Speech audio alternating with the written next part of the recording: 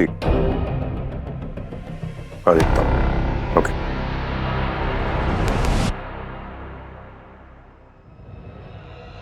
किससे बात कर रहा? हाँ? ये फोन पीछे क्यों छुपा लिया तुमने? क्या बात है? फोन दिखाओ। नहीं सर। पंकज फोन दिखाओ, मैंने कहा फोन दिखाओ।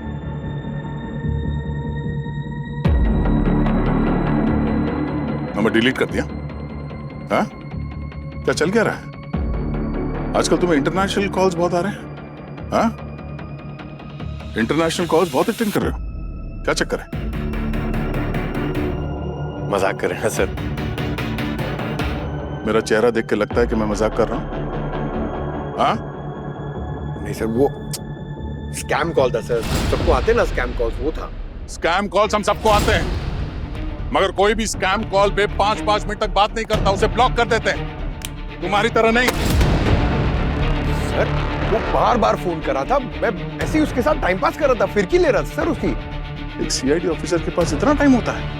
हाँ? किसी को बोलोगे तो यकीन नहीं होगा। सर आप मुझ पे शक करें? अरे सर सीआईडी में आजकल चल क्या रहा है? हम लोग एक दूसरे पे क्यों शक कर रहे हैं सर? सीआईडी ऑफिसर के लिए शक ही शुरुआत है सच तक पहुंचने के लिए। एक काम करो, तुम बताओ कि सच क्या? हाँ? हम तो ढूंढ ही लेंगे, समझे? क्या कर रहे हैं सर आप ये? जब तक एसीपी सर का ये केस सॉल्व नहीं हो जाता, यहाँ पे जितने भी हैं सब के सब शक के घेरे में हैं। कोई तो है हम में जो गद्दार है।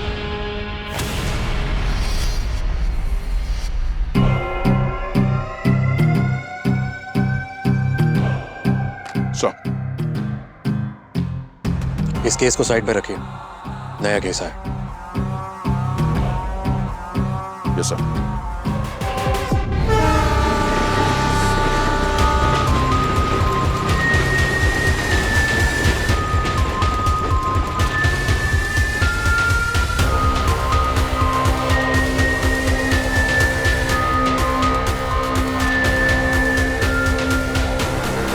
जी सर, कंकाल ने कुछ बताया आपको? अभिजीत, इसकी पसलियां और इसका पेल्विक गर्डल, इन दोनों को देख करके पता लगता है कि ये कोई फीमेल है, क्योंकि पेल्विक गर्डल और पसलियां मेल और फीमेल में अलग अलग होती हैं। और हाँ, इसके सर पर एक चोट का निशान है, गहरी चोट का निशान। कहीं ये चोट ही इसकी मौत की वजह तो नहीं सर? नहीं, ये अभी नहीं कह सकते कि ये चोट की वजह से ही ये मरा है, क्योंकि हो सकता है इसे मारने के बाद जब इसे अंदर डाला होगा तब कोई पत्थर इसके सर पे लग गया होगा और उससे चोट लग गई होगी। तो ये नहीं बता सकते कि ये चोट की निशानी जो है वो इसकी मौत की वजह हो सकती है। ये तो लैब में ही पता लगेगा। सर, ये रहे रोड रिपेयर के कॉन्ट्रैक्ट पेपर सर, और कॉन्ट्रैक्टर का नाम है सुकेश। सारे परमिशंस हैं सर इसके पास।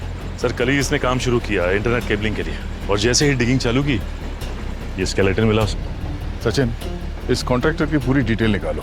सर कुछ पता चल सकता है कब से पड़ा है यहाँ पे? दया, इसके सॉफ्ट टिश्यूज और कार्टिलेज तो एकदम खत्म हो गए, तो मुझे लगता है इसे यहाँ पड़े हुए लगभग 1 साल से तो ऊपर हो गया है। पिछले 1 साल से यहाँ पे दफन है, किसी को पता तक नहीं चला। इस बीच में कोई सिविल काम हुआ ही नहीं क्या यहाँ पे? हमने आसपास के लोगों से बातचीत की है, पता चला है कि 1 साल पहले ड्रेनेज के काम की वजह से इसी रोड पर खुदाई हुई थी। कृतिका, पता करो कि किस वक्त ये रोड का काम शुरू हुआ था और ये रोड कितने दिनों तक खुली रही। एग्जैक्ट डेट पता करो। शायद उसी समय इस मुर्दे को यहाँ पे डंप किया गया होगा। और सचिन, जरा मिसिंग पर्सन रिपोर्ट चेक करो, देखो उस वक्त कितने लोग गायब हुए थे। क्या पता ये लाश उनमें से किसी की हो। आइडेंटिफिकेशन में हेल्प होगी। You right sir. डॉक्टर साहब, बता सकते हैं इसकी एज क्या होगी? अरे यार दया, पहले इसको लैब तक जाने दो यार, सब पता चल जाएगा। इसकी मौत का कारण, इसकी उम्र, ये क्यों मरी है, क्या बात है, सब पता लग जाएगा। मुझे तो बाहर निकालो भाई।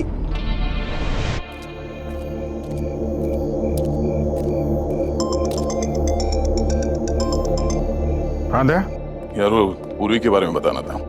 उसके खिलाफ इंटरनल इन्वेस्टिगेशन शुरू की थी, उसकी पूरी डिटेल मैं पता कर रहा हूँ। दरअसल बरबोजा ने मेल के जरिए सबसे पहले पूर्वी को ही कांटेक्ट किया था, पर पूर्वी ने हम में से किसी को नहीं बताया। खैर, हिस्ट्री तो सबकी निकालनी ही पड़ेगी। मैं करता हूँ तुम्हें फोन बाद में। ओके। सर हाँ, सर आसपास के लोगों ने सही डिटेल्स दी थी। 1 साल पहले इसी महीने इसी रोड की डिगिंग शुरू हुई थी। मैंने डिगिंग की डिटेल्स सचिन सर के साथ शेयर कर दी है। कृतिका, एक काम करो, पिछले साल ये कॉन्ट्रैक्ट यहाँ पे किसको मिला था जरा पता करो, जी सर। और कॉन्ट्रैक्टर और वहाँ पे काम करने वाले मजदूरों से पूछताछ करो। ऐसा कैसे हो सकता है कि तब किसी को यहाँ पे ये लाश होने का पता ही नहीं चला? Yes sir. सर, हाँ? सर ये कृतिका की बताई हुई डेट के हिसाब से उसके 1 हफ्ते पहले की सारी मिसिंग रिपोर्ट चेक की है मैंने। ये रही 12 औरतों की मिसिंग रिपोर्ट सर। इसमें से 8 औरतें वापस आ गई हैं और 3 अभी भी मिसिंग हैं, और एक केस क्लोज हो गया। हाँ डॉक्टर साहब। बोन डेंसिटी और कोलेजन से पता लगता है कि विक्टिम यंग थी। क्या एज होगी इसकी? बोन इंफ्रारेड से कंफर्म हो गया है कि विक्टिम की उम्र 27-28 साल। मिसिंग वुमन की लिस्ट में इस एज से कोई है? सर सारे मिसिंग्स में से एक की उम्र है 45 साल, एक की 15, लेकिन सुरुचि है उसकी उम्र 28 साल की है सर।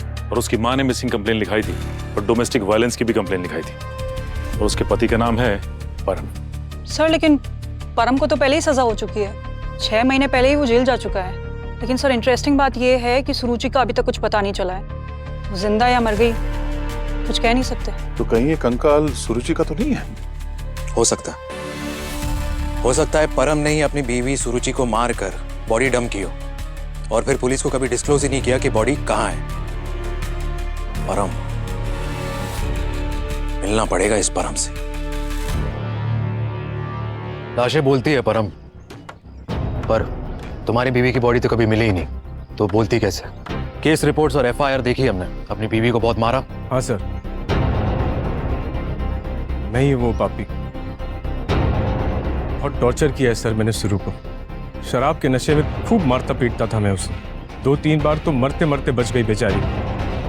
सर मुझे लगता है मुझ जैसे इंसान के लिए ना ये सजा बहुत कम है। फांसी हो जानी चाहिए मुझे। क्या बात है? हृदय परिवर्तन या फिर ये कोई नया ड्रामा है तेरा? बेरहमी से खून करने के बाद नाटक कर रहा भी? मैंने मारा उसे? सर आपको कोई गलतफहमी हुई है। मैंने उसे नहीं मारा है सर। मैं मानता हूं कि मैंने कई बार टॉर्चर किया है, कई बार उसके ऊपर हाथ भी उठाया है, जिसकी वजह से वो घर छोड़ के चली गई, और उसकी माँ ने मेरे खिलाफ पुलिस स्टेशन में कंप्लेंट भी करवाई। अच्छा, रात के अंधेरे में लाश गायब नहीं की तुमने? मैंने उसकी लाश गायब नहीं की है। मैं क्यों गायब करूंगा? वो तो मुझे लगता है हमारे झगड़े की वजह से वो घर छोड़कर भाग गई और इल्जाम मुझ पर डाल दिया। लेकिन मुझे उस चीज का भी कोई गम नहीं है।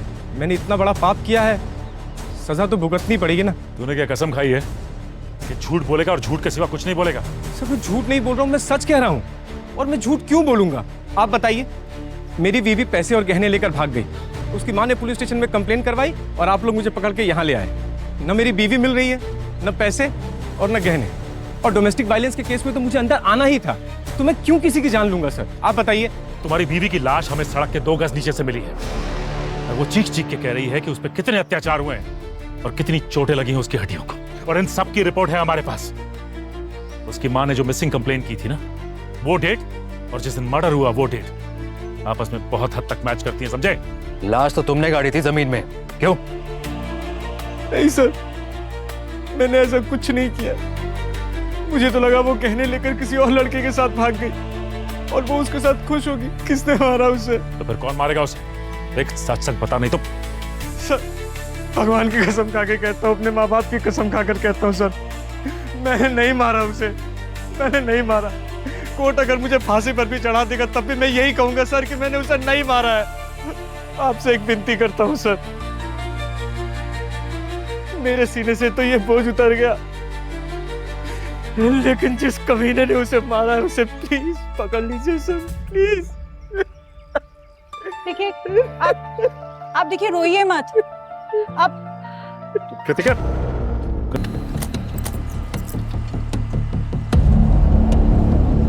इसे कहीं देखा है? कौन है ये? कोई हीरोइन है कि हम पहचान जाएंगे? फोटो लेकर आ गए पूछताछ करने के लिए। अरे काम करने दो भाई हमको, काम नहीं टाइम पर पूरा होगा तो पेनल्टी देना पड़ेगा। पेनाल्टी तो तुमको वैसे भी भरनी पड़ेगी अगर सीआईडी से कुछ छुपाया तो, समझे? सीआईडी? अरे सीआईडी हो, ईडी हो, सीबीआई हो, कोई भी हो, हमको उससे क्या लेना देना है? हम गवर्नमेंट का काम करते हैं, कोनो इसमें सब परमिशन है हमारे पास, इसमें डरने का कौन बात है? आ जाते हैं रिश्वत लेने के लिए। लेके चलता हूँ तेरे। सीआईडी रिश्वत नहीं लेती, समझा? चल बताता हूँ तेरे को। ए बुरा, ए बिल्लू, बिट्टू, अरे देखो हमको परेशान कर रहा है। देखो सीआईडी से पंगा लिया ना तो बहुत पछताओगे, समझे? तुम लोग रुके काहे हो? अरे पगार हम देते हैं कि ये लोग देता है? पकड़ो इन लोगों को, पकड़ो इसको। सीआईडी को कोई हाथ से लगाया?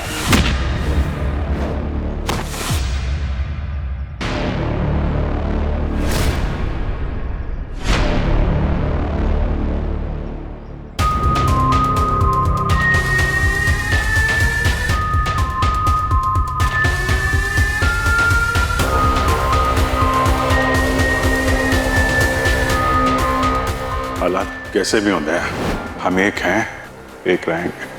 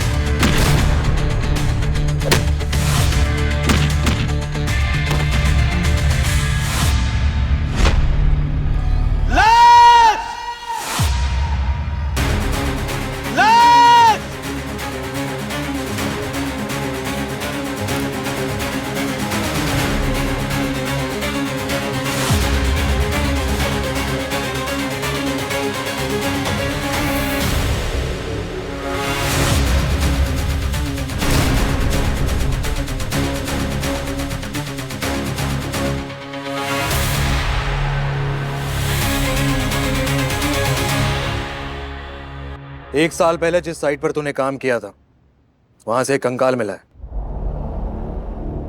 और आज एक और कंकाल मिला है। ये भी तेरी ही साइट है। साहब मुझे कुछ भी नहीं पता। शुरुआत में सब यही बोलते हैं, मुझे नहीं पता। शहर में जगह जगह सड़क खुदी है, पर कंकाल सिर्फ तुम्हारे साइड से क्यों निकलती है? साहब शास्त्री नगर वाले सड़क का काम तो एक साल पहले रुक गया था, पूरे एक हफ्ते काम बंद था। मेरा तो वर्क ऑर्डर भी रुक गया था। साहब वो 7 दिन न मैं उस साइट पे कभी गया, न ही मेरे लोग गए। अच्छा, और आज जो कंकाल मिला है उसके बारे में क्या कहना था? साहब आपको जहां आज कंकाल मिला है उस साइट पर हमारे काम का आज पहला दिन था। उस साइट पर आज के पहले कभी नहीं गया मैं। तो फिर उकसाया क्यों अपने लोगों को? मेरी टीम पर हमला क्यों किया? हम ठेकेदारों में काम को लेकर झगड़ा फसाद होते रहते।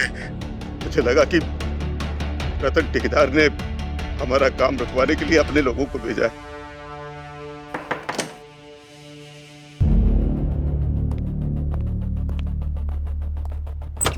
सब पता चला है कि रतन के लोग सागर का कॉन्ट्रैक्ट बंद करवा के खुद काम ले लेते थे, और ये रतन के लोगों ने ही 4 महीने पहले गांधीनगर की रोड पे काम किया है। तो अगर एक बार को इसकी बात सच मान लें तो हो सकता है इन लोगों ने वो लाश को वहां पे गाड़ दिया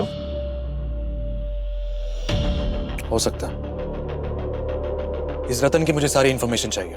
यस सर। और पता करो उस दौरान रतन या रतन के लोग वहां काम कर रहे थे या नहीं। Sure sir. और हाँ, वो फोरेंसिक्स में दूसरे स्केलेटन का क्या हुआ? कोई इंफॉर्मेशन?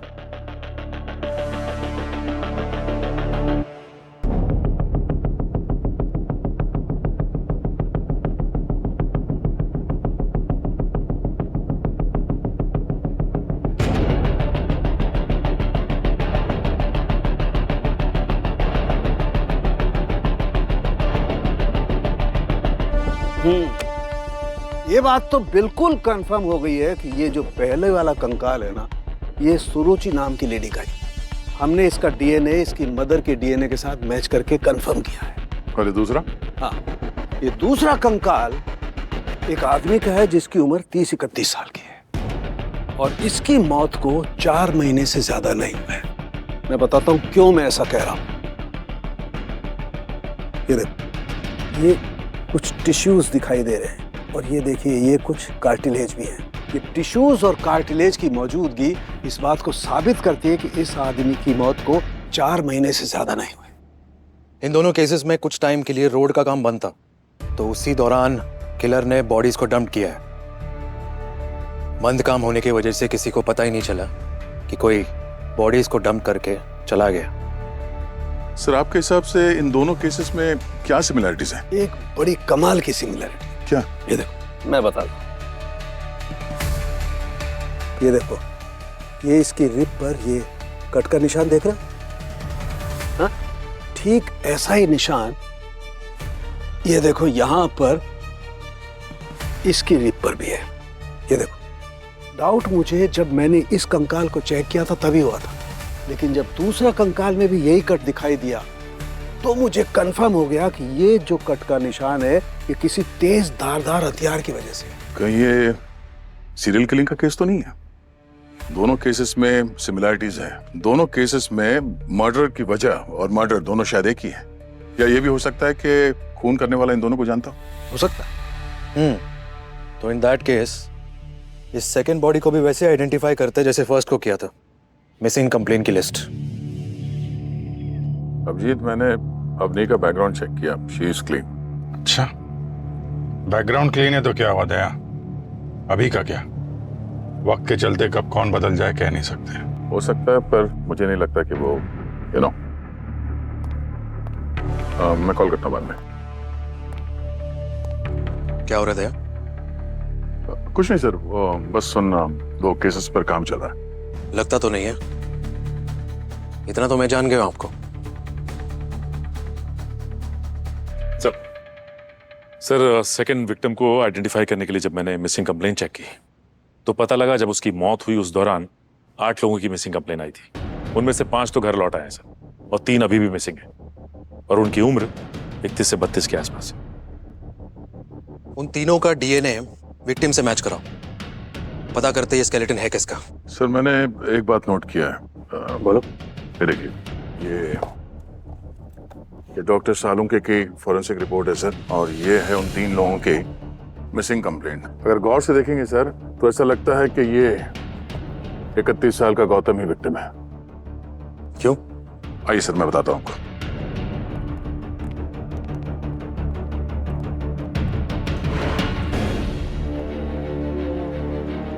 ये देखिए सर, ये है डॉक्टर सालुंके की रिपोर्ट जिसमें स्कल की साइज लिखी हुई है, और ये है गौतम की फोटो। कंपेयर करिए सर, ये स्कल देखिए और ये विक्टिम की फोटो देखिए।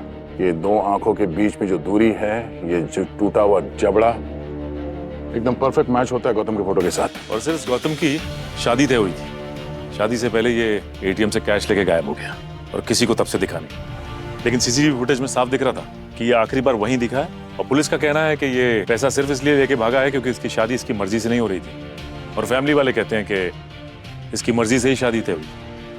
इन दोनों विक्टिम्स का आपस में कोई कनेक्शन? नहीं सर, ऐसा कोई भी क्लू नहीं मिला जिससे ये लगे कि ये एक दूसरे को जानते थे। तो ये गौतम जिस एटीएम में गया था वहां का ये सीसीटीवी फुटेज देखते हैं। हो सकता है इस गौतम को लूट लिया हो और उसके बाद उसे मार दिया हो सकता है सुरुचि के साथ भी ऐसे कुछ हुआ हो। ये गौतम के उंगली पे जो रिंग है, ऐसा लगता है एंगेजमेंट रिंग है। उस स्केलेटन के ऊपर हमें कोई रिंग नहीं मिली सर। ये चोरी का ही केस लगता है। Maybe you're right. Quite a possibility. Sir, मैंने दोनों कॉन्ट्रैक्टर्स के रिकॉर्ड्स चेक किए और मजदूरों के भी। कोई क्रिमिनल रिकॉर्ड नहीं मिला, और उनके एलिबाइज, उनके फ्रेंड्स और फैमिली, उन पर हम विश्वास नहीं कर सकते। सर, मर्डर के जो पैटर्न्स है उससे लगता है कि ये कॉन्ट्रैक्टर और मजदूर इन्वॉल्व नहीं होंगे।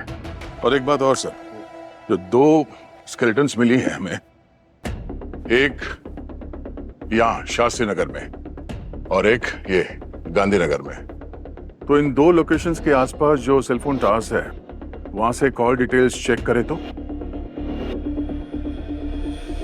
राइट। इन दोनों लोकेशंस के आसपास सेलफोन टावर्स तो होंगे ही, और बॉडीज किस दिन गाड़े गए थे उनके टेंटेटिव डेट्स तो है हमारे पास। तो उस दौरान किए गए सारे फोन कॉल्स का डेटा कलेक्ट करते हैं और सारे सस्पेक्ट्स सागर, परम, लेबर्स और उन विक्टिम्स का भी फोन नंबर है हमारे पास। तो देखते हैं इनमें से किसी का नंबर उस बॉडी के लोकेशन पे मिलता है या नहीं।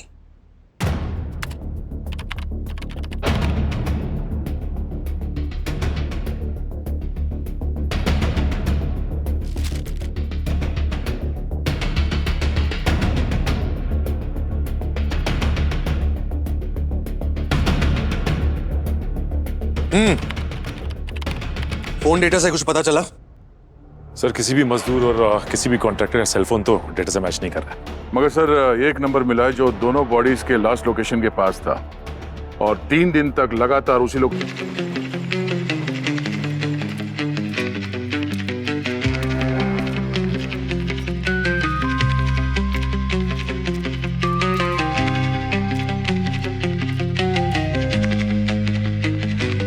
बाहर आइए आप। कौन है आप? एक मिनट मैडम, इधर आइए, इधर आइए। उमेश को जानती हैं क्या आप? लेकिन आप हैं कौन? आप ये बताओ कि क्या रिश्ता है आपका उमेश के साथ? मैं उनकी घरवाली हूँ, पर हुआ क्या है? देखिए सवाल आप नहीं, हम आपसे पूछेंगे। हम सीआईडी से। सीआईडी? पर हुआ क्या है? ये अंगूठी कहाँ से मिली आपको? ये लेकर आए थे साहब, बोले नकली है, 200 रुपए की। झूठ बोला उसने आपको। ये नकली नहीं, असली है। और जिसके उंगली से ये अंगूठी उतारी है उमेश ने, उसकी लाश मिली है हमें। अब बताओ उमेश कहाँ है? साहब वो तो नौकरी पर गए हैं, मुझे नहीं पता इसके बारे में कुछ भी।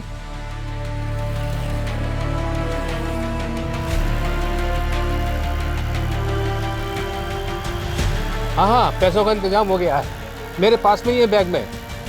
अरे बिल्कुल चिंता मत करो, 20-25 मिनट में पहुंच जाऊंगा।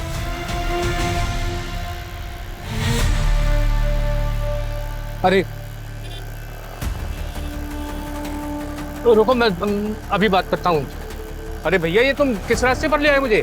मैं फोन पे बात कर रहा था और तुमने रास्ता ही दूसरा ले लिया। अरे टेंशन नहीं लेने का अंकल, मैं आपको जल्दी पहुंचाता है। हाँ, ये शॉर्टकट रास्ता है एकदम, डरने का नहीं, टेंशन नहीं लेने का अंकल। हाँ अरे बताना था ना साहब। 2 मिनट मैं खाली करके आता हूँ।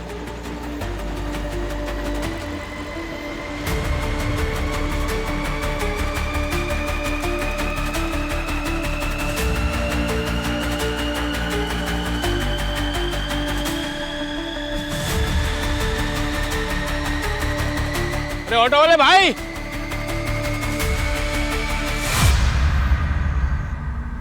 माल दे, मैं बोला माल दे। मेरी बेटी की शादी के है माल, मुझे मजा आता है। माल और खून। कौन कौन है?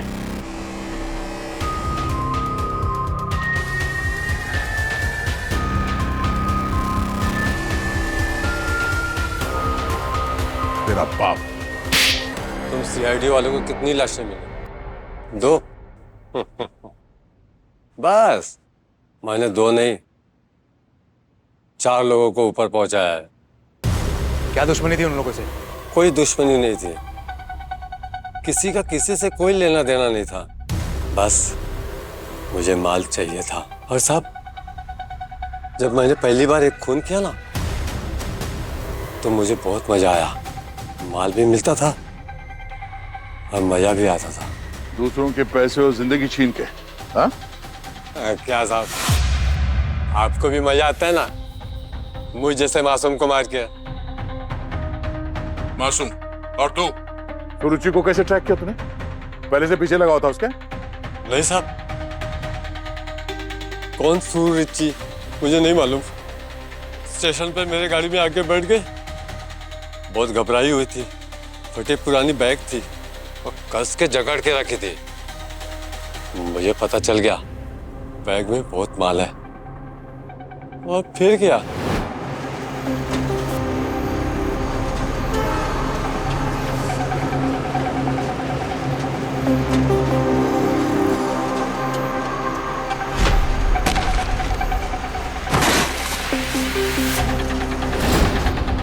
और गौतम?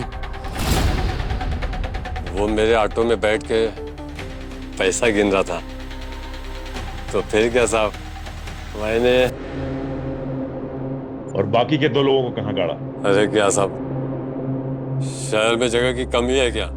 जगह जगह खड्डा खोदा हुआ है, बस वहीं पे जाके गाड़ दिया।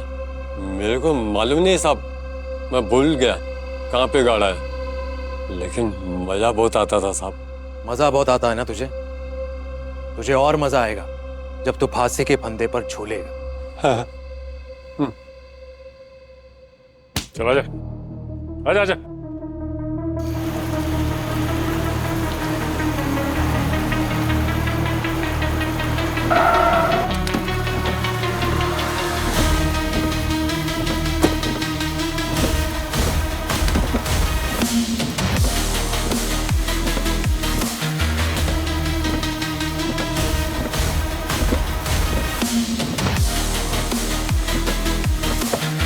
This case is solved, proud of you. आप घर जा सकते हैं, आराम कीजिए। नहीं सर, आराम तो मैं नहीं कर सकता जब तक ये एसीपी सर का केस सॉल्व नहीं हो जाता, और जब तक ये नहीं पता चलता कि हमारे सीआईडी टीम में गद्दार कौन है। चैन की नींद तो नहीं सो सकता सर मैं। अगर आपने डिसाइड कर ही लिया है तो ऑल द बेस्ट। और अगर मेरी जरूरत है, I am just a phone call away.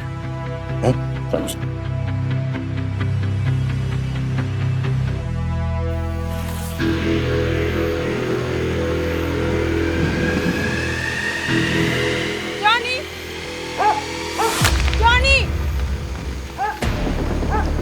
Johnny काम, जॉनी, जॉनी।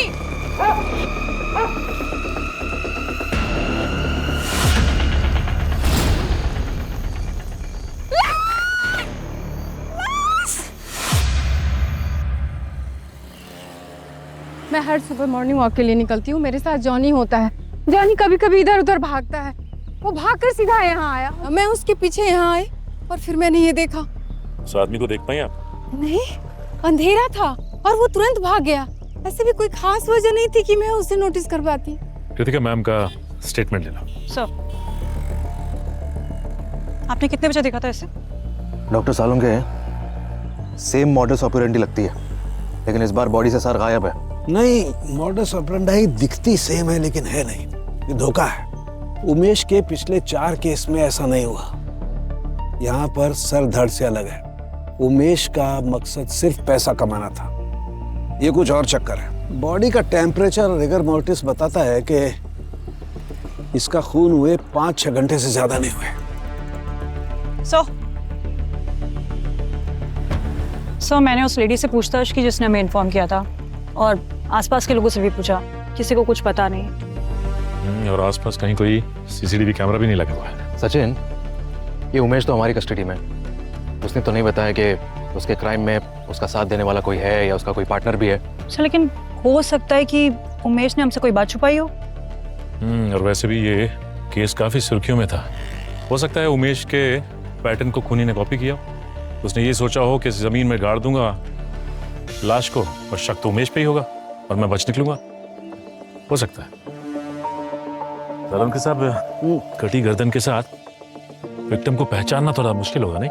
कोई मुश्किल नहीं होगा सचिन, तुम जानते नहीं मुझे। डेड बॉडीज बात करती है मुझसे। इसकी कॉलर बोन देखो, अभी इसकी कॉलर बोन फ्यूजन सेट नहीं हुआ है। मैं दावे के साथ कह सकता हूँ इस लड़की की उम्र 25 से 30 साल के बीच में है बस। और मैं इसे फॉरेंसिक लैब ले जा रहा हूँ, चेक करूंगा, वहां आकर के मिलना, वहां बताऊंगा। ओके। बस विक्टिम की मौत दम घुटने की वजह से हुई है, एस्फिक्सिएशन से। मुझे लगता है पहले किसी ने इसका गला घोट करके इसकी जान ली और फिर सर धड़ से अलग कर दी। इस विक्टिम के बारे में कुछ और पता चला जिससे हम इसकी पहचान कर सकें? यस सर, बॉडी स्कैन से पता चला है कि विक्टिम एक कैंसर पेशेंट थी, और वो भी बहुत रेयर किस्म का स्पाइन कैंसर। इसकी कीमोथेरेपी भी चल रही थी। ये देखिए सर, इसके चेस्ट एक्सरे से पता चला है कि इसमें पोर्ट लगा हुआ था जिससे कीमो की ड्रग्स दी जाती थी, और इसके ब्लड और टिश्यूज में कीमो ड्रग्स के ट्रेसेस भी मिले हैं। पोर्ट लगा है मतलब सर्जरी तो हुई होगी और ये रेयर किस्म का कैंसर है। इसका मतलब ऐसे हॉस्पिटल में ट्रीटमेंट की जा रही होगी जहां पर सब स्पेशलिस्ट हो। राइट। वहां से हम इसकी आइडेंटिटी कंफर्म कर सकते हैं, पता चल सकता है कि ये कौन है। कृतिका, तुम स्पाइन कैंसर स्पेशलिस्ट से कांटेक्ट करो। Sure sir. एक और बात। गार्गी,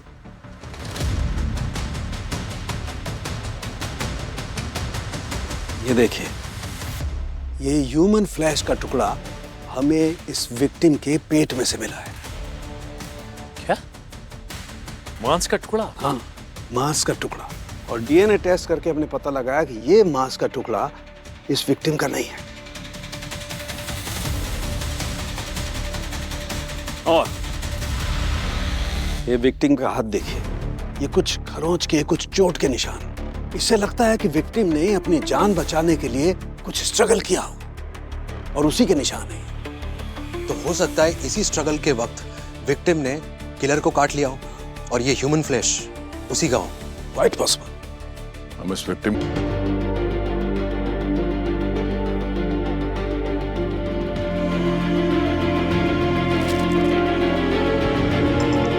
हेलो सर, विक्टिम को आइडेंटिफाई कर लिया गया है। जी हाँ sir, I met the surgeon and oncologist. Sir, victim का नाम है गीत, एज 29 ईयर्स। मैं आपको सारी डिटेल्स फॉरवर्ड करती हूँ। सर, विक्टिम सीए है, बड़ी फर्म में काम करती है। उसके पेरेंट्स दिल्ली में रहते। मैंने उसके फ्रेंड्स, फैमिली, कलीग सबसे बात की। सर, स्ट्रेंज बात यह है कि उसकी इस बीमारी के बारे में कभी किसी को कुछ पता ही नहीं। हॉस्पिटल वालों ने भी कहा कि कभी उससे कोई मिलने नहीं आया। ये उसका फ्लैट सर। देखिए, अजीब बात तो है, इतनी बड़ी बीमारी होते हुए भी उसने किसी से कुछ बताया क्यों नहीं?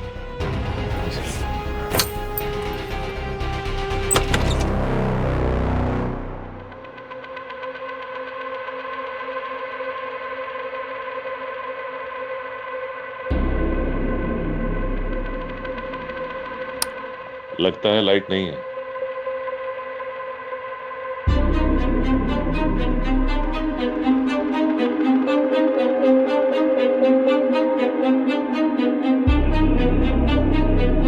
इस जगह को देख के तो ऐसा नहीं लग रहा कि यहाँ पे कोई हाथापाई हुई या कोई स्ट्रगल हुआ है।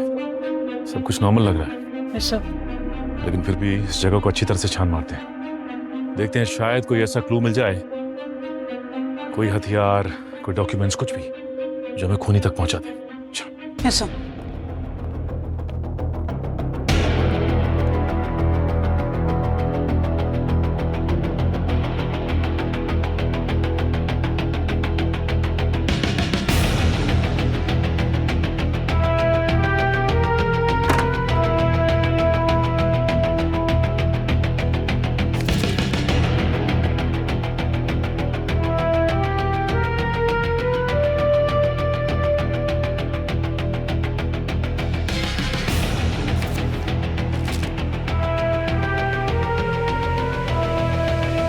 सर, हाँ करती है।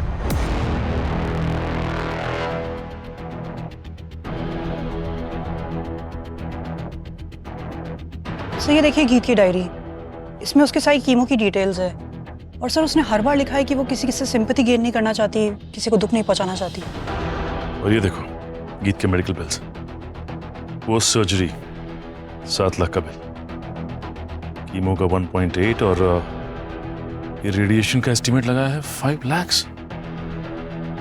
सैलरी से ये सब कैसे मैनेज करती होगी वो? सर, सीए है, इंश्योरेंस तो होगा ही।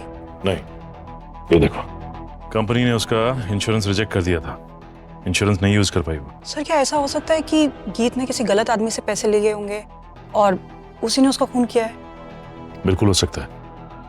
एक काम करो कृतिका, यस सर।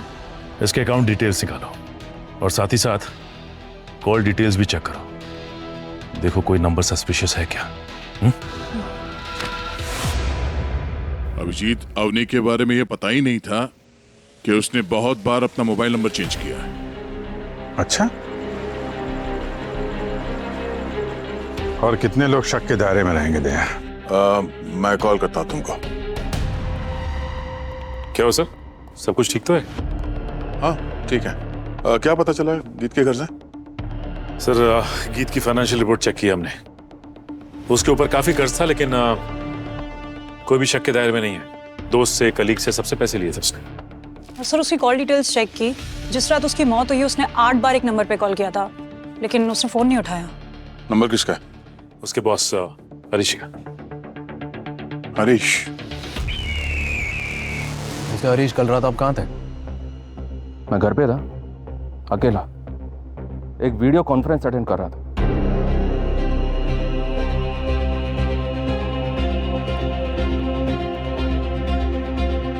आपको पता है आपकी एम्प्लॉय गीत, कल रात उसका खून हुआ है। What? इस हालत में मिली उसकी लाश। My God, sad, very sad. गीत बहुत टैलेंटेड थी, इमेंसली टैलेंटेड। उसने फर्स्ट अटेम्प्ट में सीए क्लियर किया था सर, और जब से उसने मेरी फर्म ज्वाइन की थी मैं ही उसे मेंटोर करता था, and I was proud of her. उसके सामने एक ब्राइट फ्यूचर था। किसने किया होगा ये सब? अब तक तो नहीं पता किसने किया होगा, लेकिन इतना जरूर मालूम है कि जब उसकी मौत हुई उससे पहले उसने 8 बार फोन किया था आपको।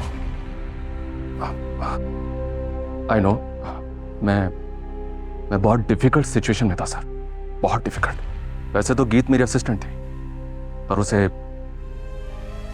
प्यार हो गया था मुझसे, और उसका ये प्यार ऑब्सेशन में कन्वर्ट हो गया था। और आप समझ सकते हैं कि एक प्रोफेशनल रिलेशनशिप में बाउंड्रीज भी होती हैं। मैं अपनी पत्नी को चीट नहीं कर सकता था। ऑफिस टीम से पता चला ये उस वक्त कौन कॉल पर थे। क्या लगता है सचिन? तो सब कुछ इतना नीट एंड क्लीन है कि इसकी क्लीननेस पे मुझे शक होने लगा है। एग्जैक्टली, पर प्रूफ?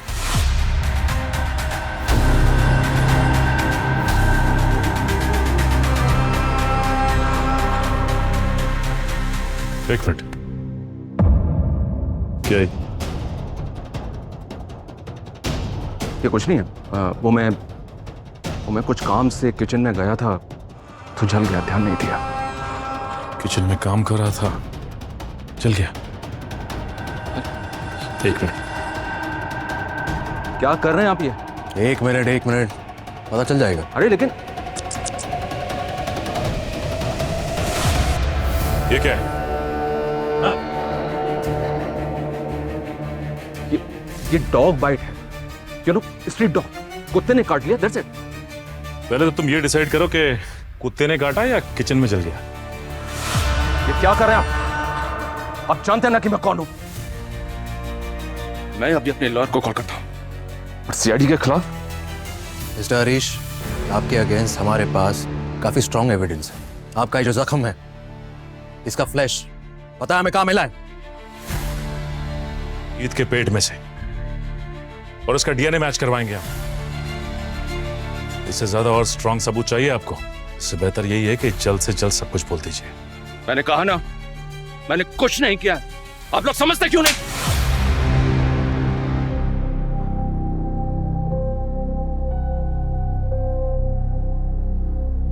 मैंने एक प्लान बनाया था, एकदम फुल प्रूफ। मैं फर्म के अकाउंट का पैसा एक दूसरे फेक अकाउंट में ट्रांसफर कर रहा था। प्लान ऐसा था कि मैं उस दूसरे फेक अकाउंट में 100 करोड़ ट्रांसफर करने के बाद अब्रॉड चला जाऊंगा। बट दैट सुपर टैलेंटेड गीत, उसे पता नहीं कैसे और कहां से तेरे इस प्लान के बारे में पता चल गया।